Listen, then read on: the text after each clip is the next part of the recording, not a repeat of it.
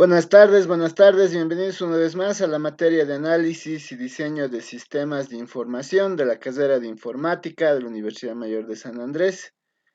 En esta oportunidad vamos a continuar revisando los contenidos relacionados a UML, al Unified Modeling Language, y vamos a continuar ahora viendo lo que es el modelo estructural de UML. Recordemos que cuando habíamos hablado de UML como un lenguaje unificado de modelado creado por Grady Butch, Bart Jacobson, James Rumbao, los mismos creadores del RUP, habíamos dicho que este es un lenguaje que nos va a permitir especificar, nos va a permitir documentar, describir las diferentes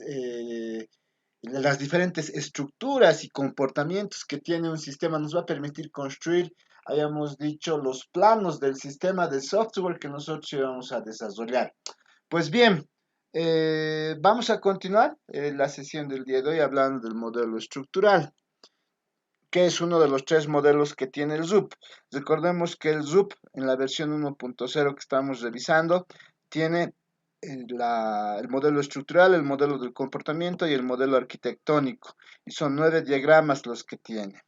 Y habíamos mencionado también que la versión más actual es la 2, a partir de las 2.0 en adelante, que lo que intenta es modelar los sistemas web. Sin embargo, para eso hay un estándar de facto que se viene utilizando mucho en la industria del software, que es UW, UML for Web Engineering de Nora Koch. Entonces, por eso era el motivo en que nosotros no estábamos viendo la versión 2.0. Entonces, empecemos con el modelo estructural, que es el modelo que intenta describir la estructura del sistema. ¿Qué es lo que vamos a ver? Los diagramas de clases y los diagramas de objetos, que son los dos diagramas que se desarrollan cuando se trabaja en el modelo estructural. Para empezar a hablar entonces del diagrama de clases, nosotros tenemos que repasar, porque es algo que ustedes han visto ya en INF 121, que es donde ustedes llevan programación orientada a objetos.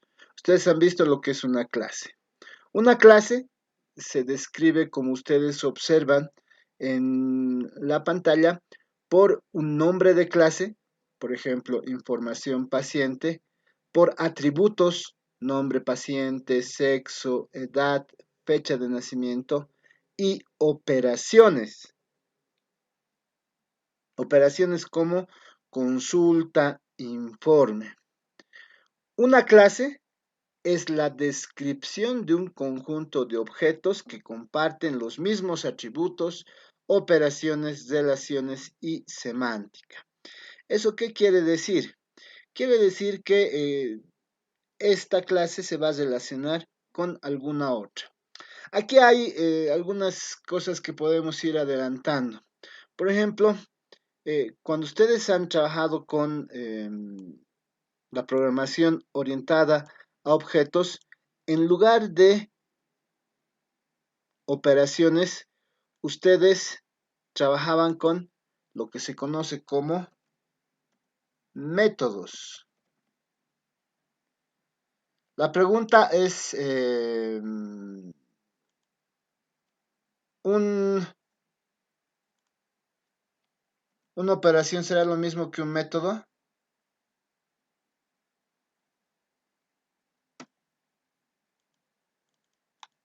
No, licenciado. Ya, a ver, ¿quién me puede decir la diferencia entre una operación y un método?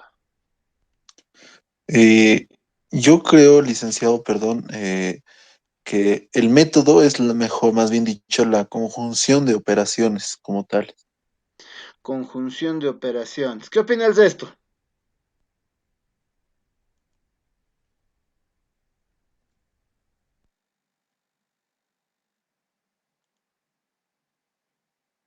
¿Mm?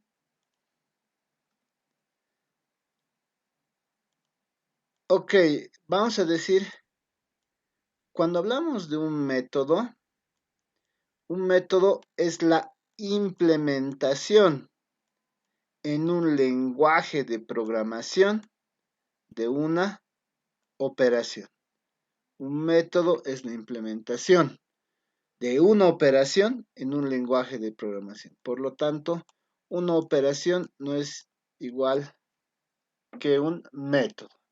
Método es la implementación en un lenguaje de programación de una operación. Ah, ¿Por qué usamos? ¿Por qué está bien que nosotros usemos? Otra pregunta. Estos espacios cuando definimos la clase o cuando definimos los atributos. ¿Qué opinan ustedes?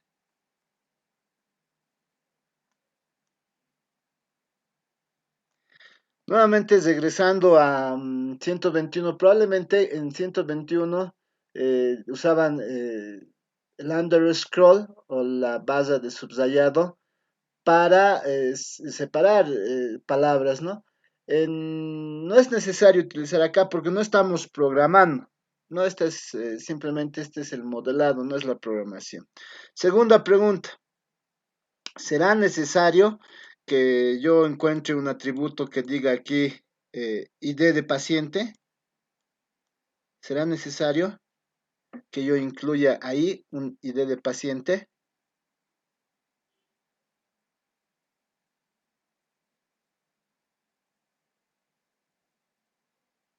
¿Qué opinan? Con el Sí, nombre se le podría identificar, licenciado. ¿Será necesario un sí, ID? sí, No creo que sea necesario. yo creo que es necesario porque puede existir homónimos. Ok, ¿No? eso dice Eva, muy bien. ¿Alguien más? Por mi parte, creo que no sería necesario, licenciado, ya Ok, que el ID del paciente podría ser como la diferencia igual entre nombres directamente. ok, podría ser Giovanni. ¿Alguien más? Muy bien, la misma respuesta, Eva, y el resto que piense que podríamos incluir. Recuerden, antes de la orientación a objetos ha aparecido el modelo entidad-relación con COT. Estamos hablando de finales de los 60, principios de los 70. Eh, y segundo, que no vamos a programarlo, ¿no? Está, probablemente si se va a convertir en una tabla, si es una clase candidata, vamos a tener que utilizar algunas reglas de mapeo para volverlo tabla en una base de datos. Esta no es, tiene que pasar por un ORM. ¿Qué es un ORM? Un ORM es un Object Relationship Mapping, un mapeo objeto relacional para convertir esta clase en una tabla. Se tiene que pasar por un ORM, un mapeo objeto relacional. Entonces, el ID no es necesario. ¿De acuerdo?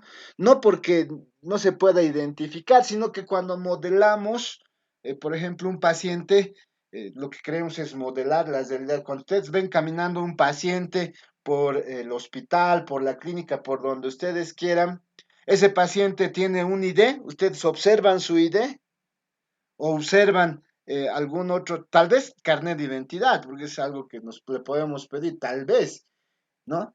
Pero un ID que es una clave artificial, si estuviéramos hablando de bases de datos, entonces no. Por lo tanto, no es necesario un ID.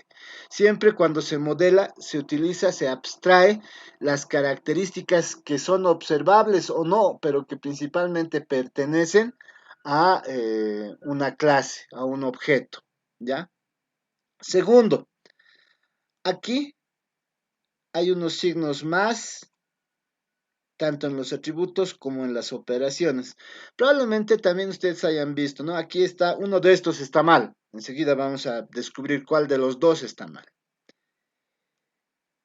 El más significa que son atributos u operaciones de tipo público. El menos significa que son atributos u operaciones de tipo privado, private. Y hay un símbolo más. ¿Recuerdan? ¿Cuál es el otro símbolo?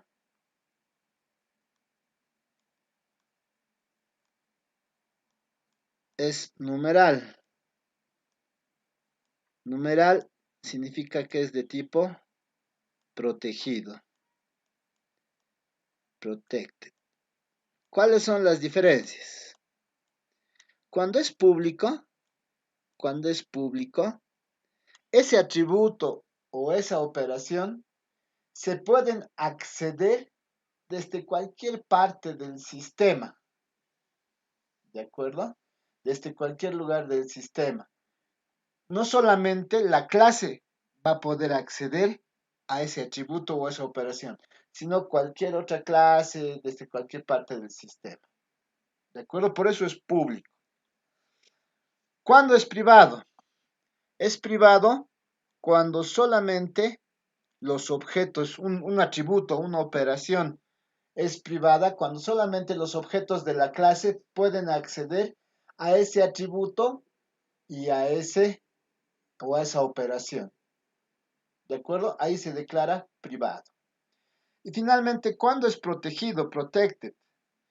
Es protegido cuando solo los objetos de la clase o los objetos de las clases derivadas que han sido abstraídas por herencia, que es un término que también ustedes conocen, pueden acceder a esos atributos y a esas operaciones.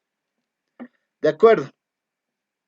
Esto lo vamos a ir viendo más adelante, pero quiero aprovechar la figura. Ahora, la pregunta es, los más que están delante de los atributos o los más que están delante de las operaciones, uno de esos está mal. ¿Cuál creen ustedes que es el que está mal?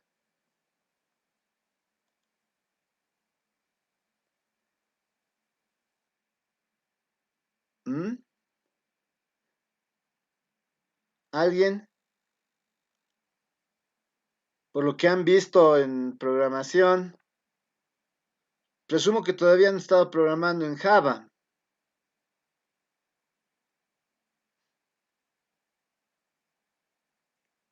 Y se utilizan las palabras reservadas public, private, protected. ¿Alguien? Alcides, Anthony, Aramis, Ariel, Diego, Coral.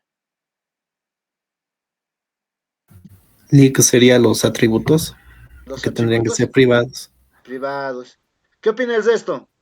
Eso dice Samuel. ¿Están de acuerdo? ¿No?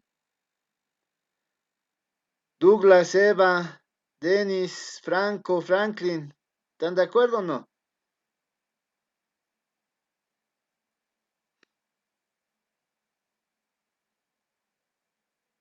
Gustavo, Ronald, Lisette, Iván, Giovanni, ¿qué opinan? Marco Antonio, Mauricio.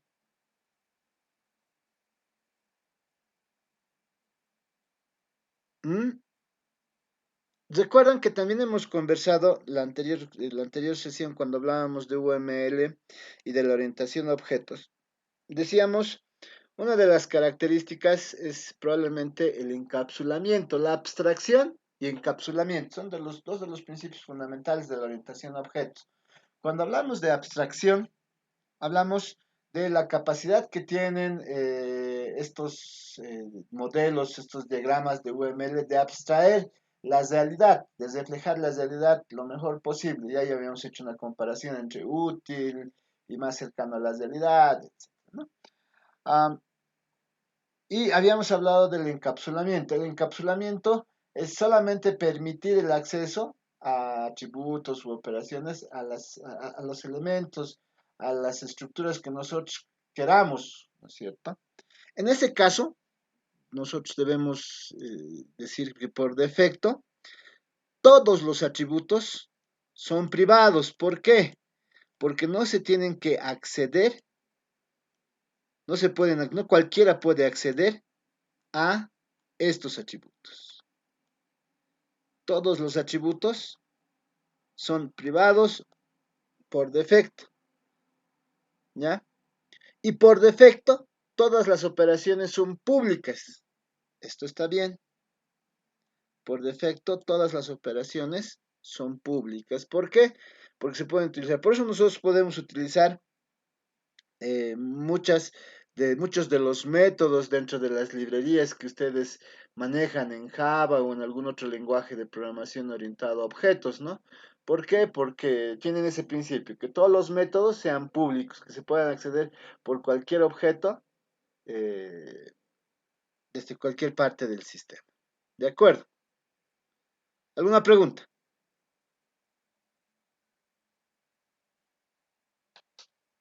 Ok. Hablemos un poco más sobre los atributos y las operaciones. Ah, en UML se puede dibujar la clase solo mostrando el nombre de la clase, como ustedes observan aquí. Información paciente. Un atributo es una abstracción, lo que nos decíamos uno de los principios de la orientación a objetos. Es una abstracción de un tipo de dato o estado que describe un rango de valores. Una clase puede tener cualquier número de atributos o no tener atributos, ¿no? Observan, como ustedes observan en el segundo diagrama, no tenemos atributos. Aquí no hay atributos. Aquí tampoco hay atributos. Y aquí podemos tener varios atributos, ¿no?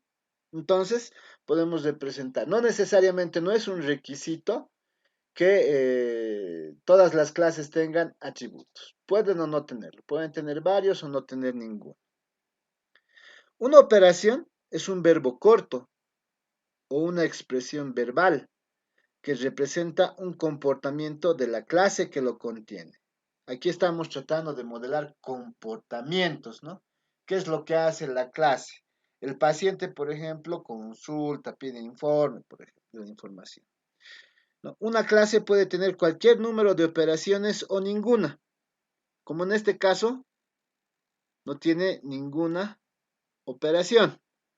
Aquí tiene varias operaciones. Y en esta de aquí abajo tampoco tiene operación. Entonces, estas son las circunstancias en las que ustedes se pueden encontrar con clases.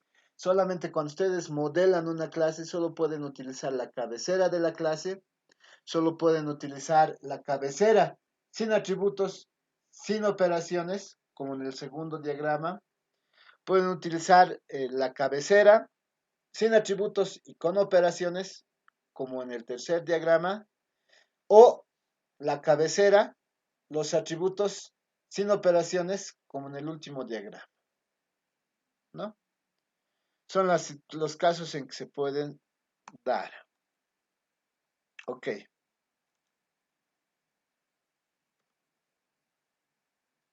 Lo que les decíamos, la visibilidad, ¿no? Public, cualquier clasificador externo con visibilidad hacia el clasificador dado puede utilizar la característica. Se especifica procediéndola del signo más. Por defecto, todas las operaciones son públicas. Protected. Cualquier descendiente del clasificador puede utilizar la característica. Se especifica procediéndola del signo numeral. Quiere decir que las clases derivadas pueden utilizar ese especificador. Y privados. Solo el propio clasificador, solamente la propia clase puede utilizar la característica.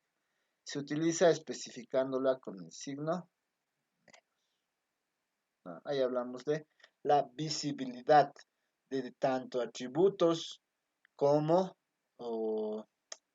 operaciones en las clases. Hay un esquema para describir de manera completa la sintaxis de un atributo en UML. Esa es la que se observa aquí. Todo lo que está entre corchetes es opcional. ¿Eso qué quiere decir? Que ustedes solamente pueden poner eh, el nombre del atributo, el nombre del atributo en el diagrama de la clase, y eso ya está bien, es correcto. Pero, por eso todo lo que les voy a explicar a continuación es opcional. Sin embargo, yo pido que también se incluya el tema de visibilidad. La visibilidad, como habíamos visto, tiene que ver eh, con que si va a ser ese atributo público, privado o protegido. Por defecto sabemos que son privados los atributos, pero en algún caso podemos querer que estos sean protegidos. Luego viene el nombre del atributo, luego viene la multiplicidad. La multiplicidad se refiere a el número de objetos que se pueden instanciar. Recuerden que hay patrones de diseño, por ejemplo, para especificar que solamente se puede instanciar un objeto de una clase. Ese patrón de diseño se llama singleton, ¿no? Que se ve cuando se lleva arquitectura de software, en particular la arquitectura orientada a objetos, ¿no? Aquí hablamos del singleton. La multiplicidad puede ser 0, 1 o varios, o de 0 a varios. ¿Qué quiere decir? Que se puede instanciar 0, 1 o varios objetos. A eso se refiere la multiplicidad. Luego viene el 2 puntos, el tipo. Ahí se describe el tipo de dato. Los tipos de datos pueden ser primitivos, los que siempre existen en la mayoría de los lenguajes, en todos los lenguajes de programación, en la definición de todos los lenguajes de programación, son el integer por entero, float por real, char por carácter, string por cadena de caracteres. Puede también ser un tipo abstracto de dato, como un objeto, podemos llamar otro objeto, y en algunos casos también se puede utilizar otro tipo abstracto, como es date, para reflejar fecha. Pero estos son los primitivos, enteros, real, carácter, cadena, que todos los lenguajes de programación incorporan. ¿Ok? Eso viene a ser el tipo. Y luego podemos poner un valor inicial. Un valor inicial. ¿Eso qué quiere decir? Que puede tener un valor inicial el atributo. Puede instanciarse con un valor inicial. Y finalmente, algunas propiedades. Esas tres propiedades que se pueden utilizar en un atributo son changeable. Eso quiere decir que no hay restricciones para modificar el valor del atributo. Add only. Para los atributos con multiplicidad mayor que 1, se pueden añadir valores adicionales, pero una vez creado, un valor no puede ser eliminado o modificado. Frozen, el tercero, el valor del atributo no se puede modificar tras inicializar el objeto. ¿De acuerdo?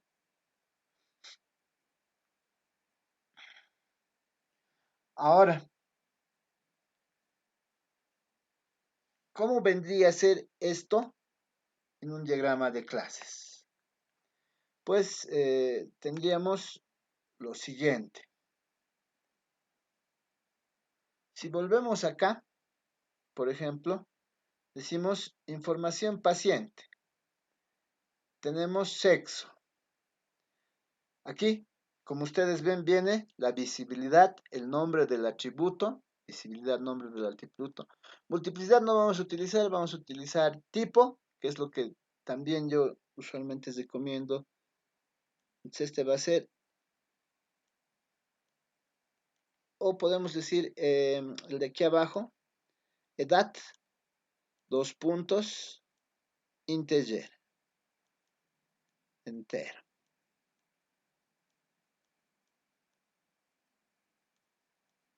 Integer.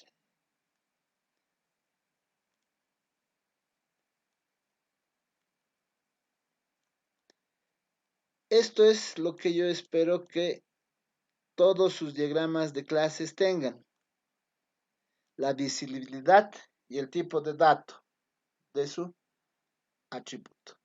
Lo demás, como el valor inicial o algunas propiedades, no voy a pedir, pero si quisieran, tendría que venir aquí integer igual 0, por ejemplo. Estamos dando un valor inicial. Y aquí alguna propiedad entre llaves que diga, por ejemplo, frozen, para que no puedan modificarse luego.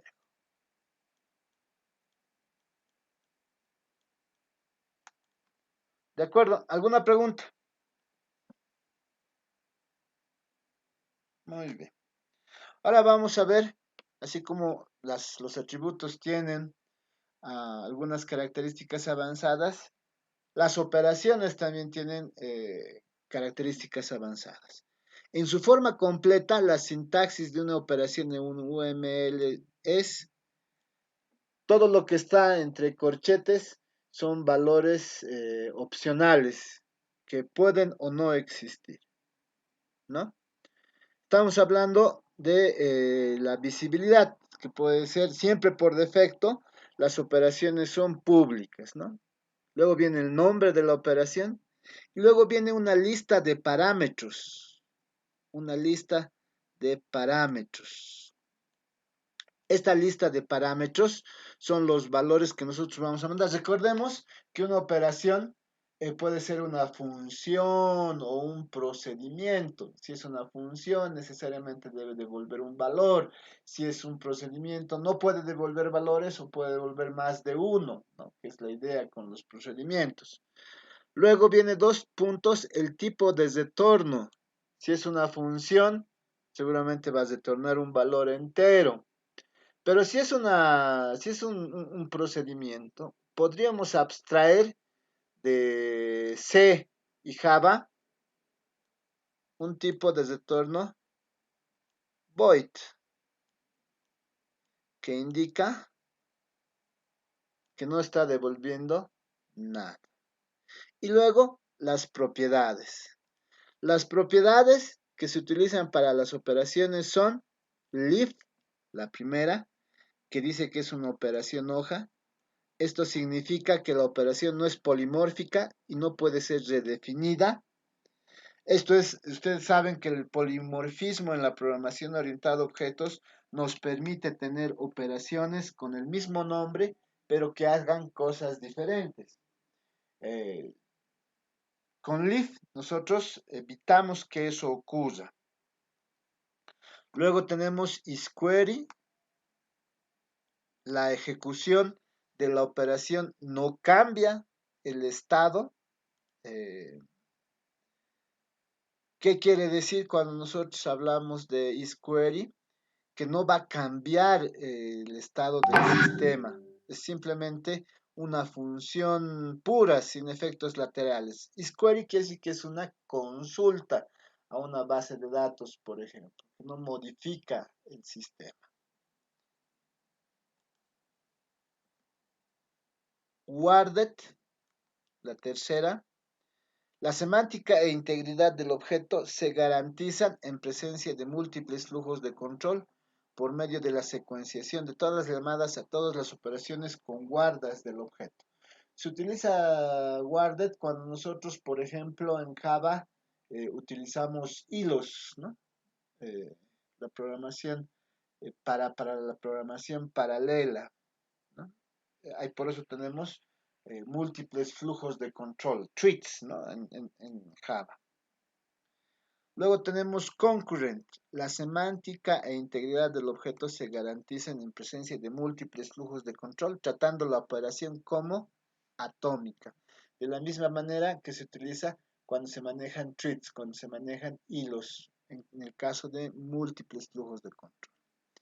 Sequential, la última propiedad de las operaciones, los invocadores deben coordinarse para que el objeto solo haya un único flujo al mismo tiempo. En presencia de múltiples flujos de control, la semántica y la integridad del objeto no se pueden garantizar. Esto funciona solamente cuando estamos manejando un sistema de manera secuencial, donde las operaciones se realizan una tras otra y no ocurren al mismo tiempo, ¿no? Entonces tenemos algunas propiedades de las operaciones. Entonces, más o menos, probablemente nosotros, cuando tengamos una operación, aquí vean, nosotros estamos diciendo que vienen, aquí pueden venir tipos de datos, los diferentes valores o un objeto. Aquí podemos decir, estamos mandando A, que es un entero, B, que es un carácter, y C, que es un objeto. Eso es lo que estamos mandando, ¿no? Además podemos poner devuelve dos puntos, el tipo de devolución que nosotros tenemos que manejar. Usualmente esto va a ser, digamos, un void, no va a devolver nada. Quiere decir que esa operación es tipo procedimiento. Es así como nosotros manejamos. ¿Alguna pregunta? Preguntas.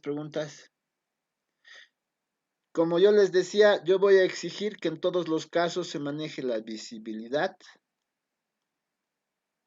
y el tipo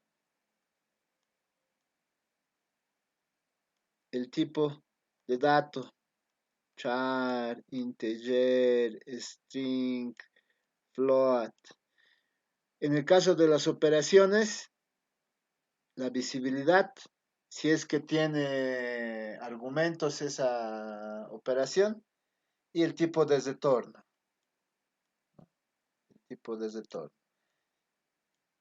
Si es una función, va a devolver algo tipo entero, real, carácter o string.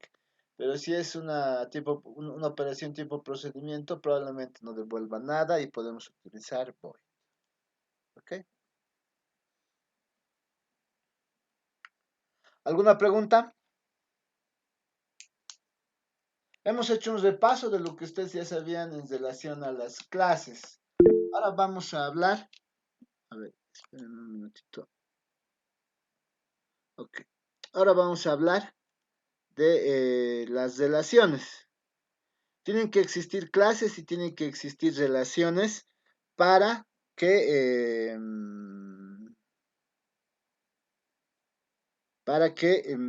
se puedan tener un diagrama de clases. En UML, como hemos visto también, soportan 4 tipos de relaciones. Existen 4 tipos de relaciones, no solamente entre clases. Vamos a ver que esas relaciones también pueden unir otro tipo de clasificadores. Las relaciones que existen son dependencia, asociación, generalización y realización. La dependencia tiene que ver cuando una clase depende de otra, eso lo vamos a ver enseguida. Eso vamos a ir viéndolo. Empecemos con la dependencia. Es una relación de uso que declara que un cambio en la especificación de un elemento puede afectar a otro elemento que la utiliza. Se usan cuando se quiere indicar que un elemento utiliza a otro, una clase utiliza a otra como argumento en la operación. Por ejemplo, decimos aquí la película, video, depende de canal. Esta es la relación de dependencia. Una línea segmentada con una flecha. Esta es una relación de dependencia. Película depende del canal. Entonces, ¿cómo yo sé eso? Porque un objeto de la clase canal,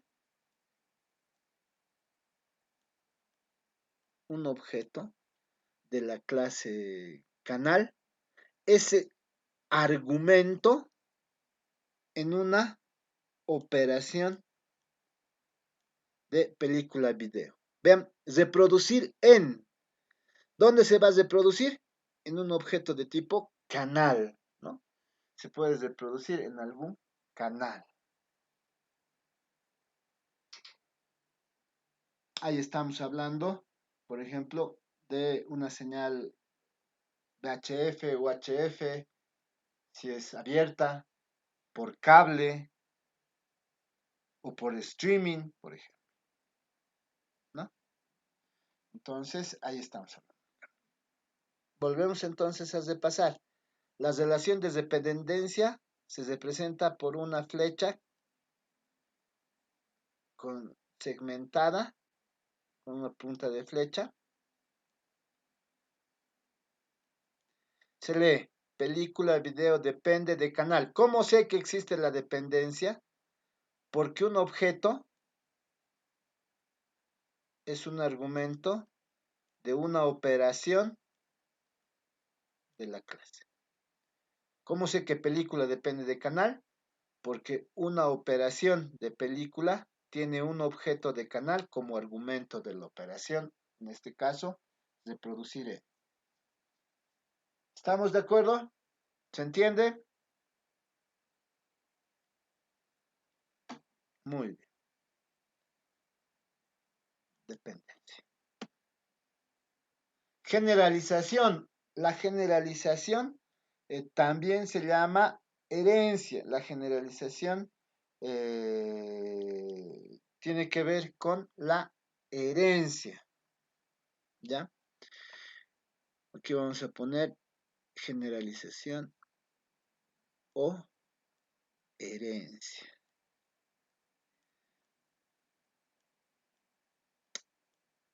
La generalización es la relación de un elemento general que se le conoce como superclase o clase padre y un caso más específico que puede ser una subclase o clase hija.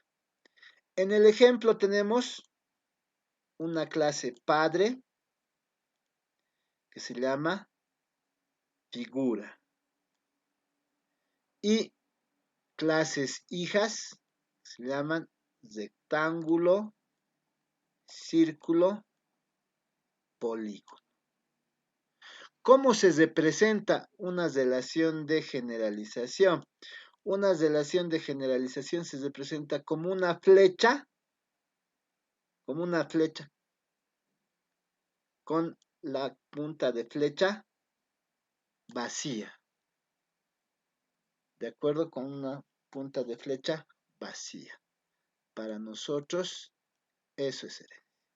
Y la punta de flecha siempre va a apuntar a la clase base, a la superclase, a la clase padre, a la clase general. ¿Ya? Y esto se lee de abajo hacia arriba. Se lee círculo es un tipo de figura. Rectángulo es un tipo de figura. Polígono es un tipo de figura. Cuadrado es un tipo de rectángulo. Por eso aquí dice, es una relación del tipo, es un tipo de.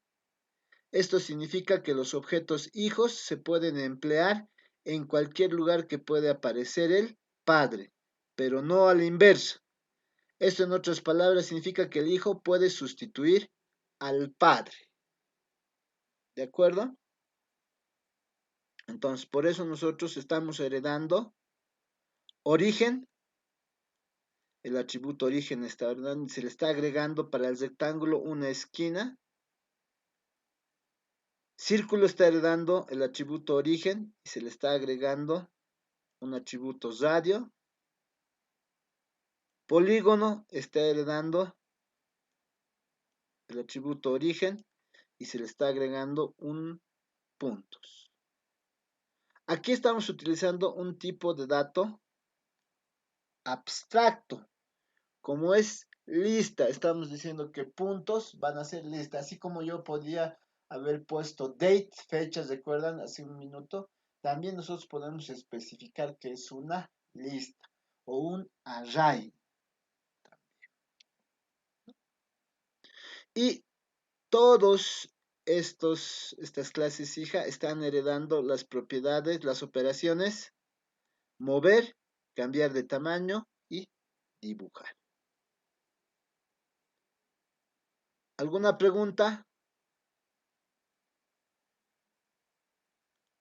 Preguntas. No todos los lenguajes de programación soportan generalización. Tenemos la generalización, que en este caso, la herencia simple y la herencia compuesta. La herencia simple es cuando solamente tiene un padre, pero cuando se tiene más padres, se habla de una herencia compuesta. Y no todos los lenguajes de programación soportan este tipo de herencia. ¿De acuerdo?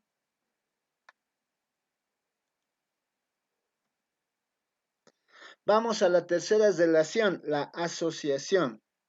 La asociación es una relación estructural que especifica que los objetos de un elemento están conectados con los objetos de otros. Simplemente nos muestra que se relacionan de alguna manera entre objetos, no de otra forma, ¿no?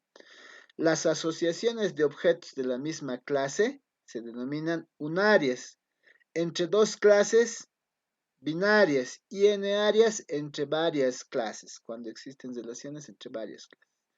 Las asociaciones se utilizarán cuando se quieran representar relaciones estructurales, simplemente para mostrar la estructura, es decir, que se relacionan de alguna forma. Aparte de esta forma básica, hay 4 adornos que se aplican a las asociaciones. Vamos a ver los 4 adornos. Cuando hablamos de una asociación, hablamos de que yo tengo una clase A, por ejemplo, aquí, y tengo una clase B. Y aquí tengo solo esa línea es o se denomina asociación.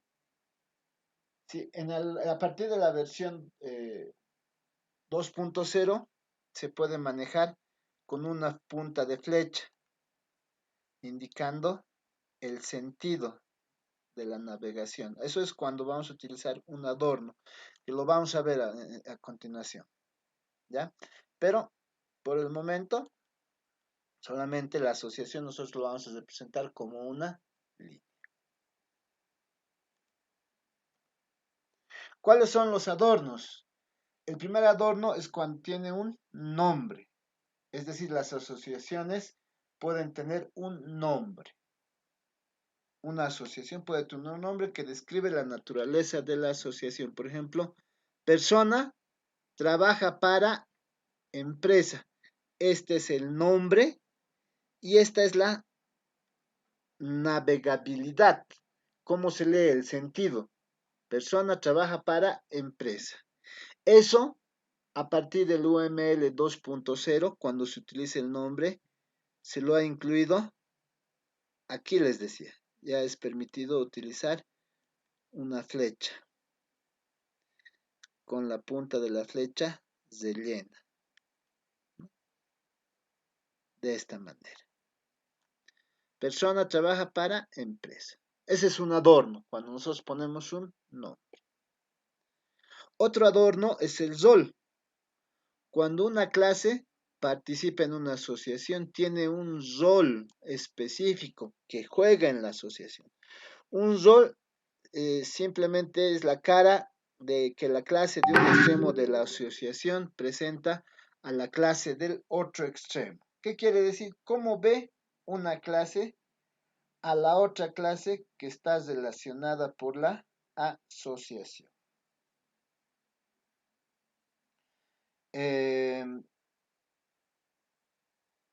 Como ustedes ven,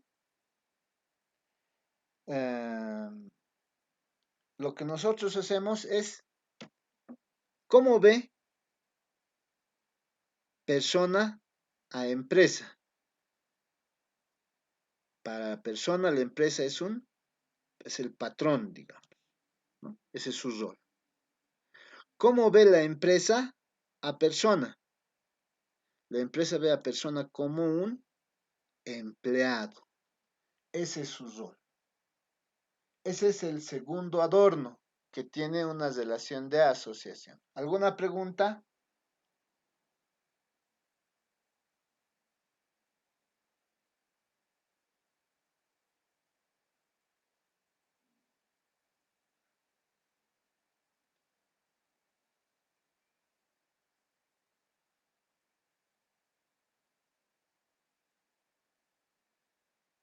Ok. Veamos la tercera. La tercera, eh, el tercer adorno de una asociación es la multiplicidad. A veces es importante señalar cuántos objetos pueden conectarse a través de una instancia de una asociación. A estos cuantos se denomina multiplicidad de la asociación. Aquí decimos, por ejemplo, una persona puede ver uno o varios objetos, varias instancias de la clase persona, ¿no es cierto? Recuerden, aquí nosotros estamos diciendo que se puede instanciar uno o varios objetos de la clase persona. En este otro caso estamos diciendo empresa 1. Quiere decir que solamente se puede instanciar un objeto de la clase empresa. Para eso sirve multiplicidad. Y para eso estábamos hablando hace unos minutos el tema de patrones de diseño.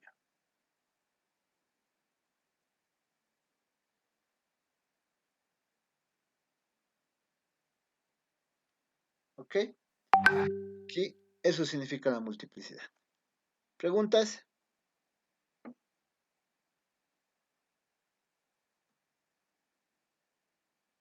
Por último tenemos la agregación simple o la agregación compuesta o la composición. La agregación o composición, la agregación simple o agregación compuesta, que es el último adorno, que es una relación entre el todo, donde está el rombo de la agregación o de la composición, y sus partes. Ese es. ¿Cómo es la semántica? La agregación. Una asociación normal entre clases representa una relación estructural entre iguales. Eso es lo que habíamos dicho. Sin embargo, a veces se quiere modelar el todo versus sus partes. Este tipo de relación se llama agregación. La agregación es una relación del tipo tiene un. La empresa tiene un departamento. Aquí se lee hacia abajo, del todo hacia las partes, a diferencia de la generalización que se leía hacia arriba, de las clases derivadas a la clase base, ¿no? La empresa tiene un departamento, ¿de acuerdo?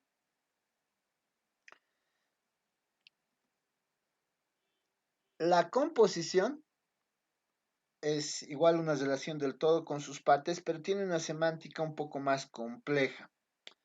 Cuando hablamos de composición decimos existe una variación en la agregación simple, la composición, que es una forma de agregación con una fuerte relación de pertenencia y vidas coincidentes de la parte con el todo. ¿A qué nos referimos? Una vez que se instancia un objeto como parte del todo, este no puede dejar de existir, siempre va a existir. No, si muere uno, recién va a poder morir el otro, que es más o menos la idea eh, a grandes rasgos de la composición, ¿no? De la agregación compuesta, ¿no? ¿Qué decimos entonces? Las partes con una multiplicidad no fijada pueden crearse después de la parte compuesta a la que pertenecen, pero una vez creadas, viven y mueren con ella. ¿Sí? Aquí nosotros en el ejemplo tenemos una clase puerta y marco. Una vez que se crea, la parte marco como parte de puerta. Una puerta tiene un marco. Aquí, ¿una puerta podrá existir sin un marco?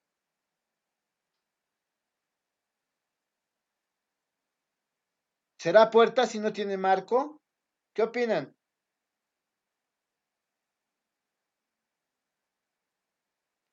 ¿Alguien, cualquiera? Tiene que tener marco. Exacto, ¿no? Es lo que decimos.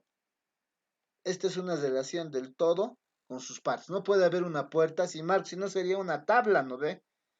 ¿Sí? Una tabla, lo que sea. Entonces tiene que haber un marco al cual la puerta se sujeta.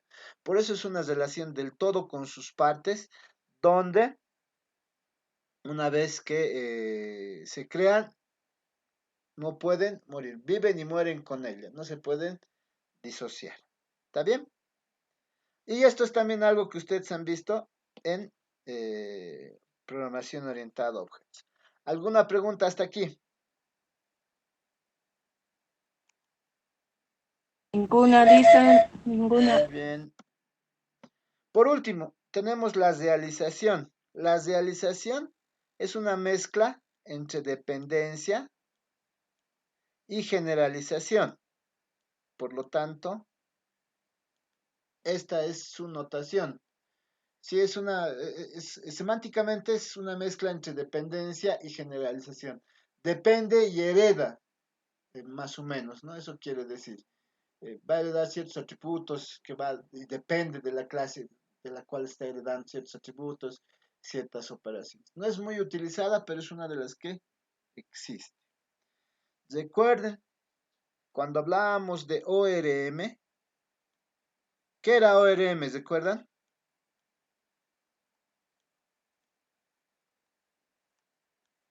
El mapeo objetos relacional. ¿Para qué se utiliza ORM? Se utiliza para que a partir de una clase nosotros convirtamos eso en una tabla.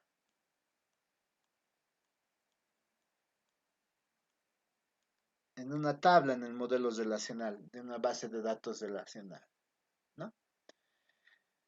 Aquí la regla, se las voy a decir, la regla es la siguiente.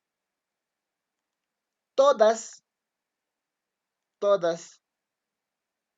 las clases que estén relacionadas por una asociación, todas las que estén relacionadas por una asociación, son clases candidatas a ser tablas.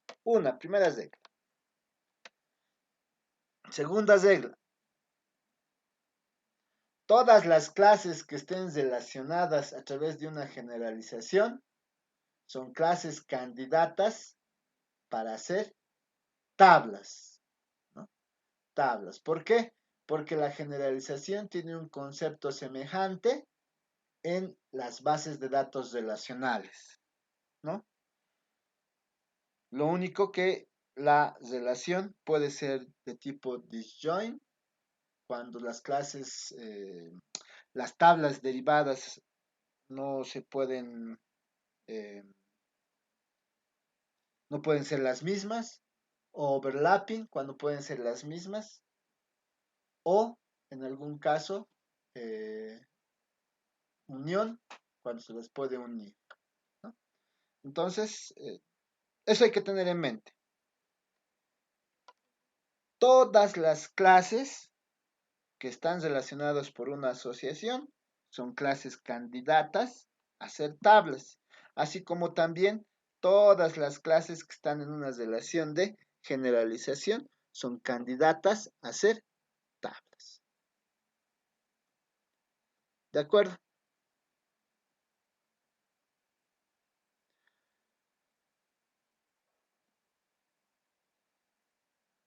Ok, si no hay más preguntas, no hay más consultas, por favor, tenemos una clase de recuperación, así que la vamos a utilizar probablemente este fin de semana, así que les pido que estén atentos al grupo de WhatsApp. Si no hay preguntas, no hay consultas, eso sería todo por el día de hoy. Voy a parar la grabación.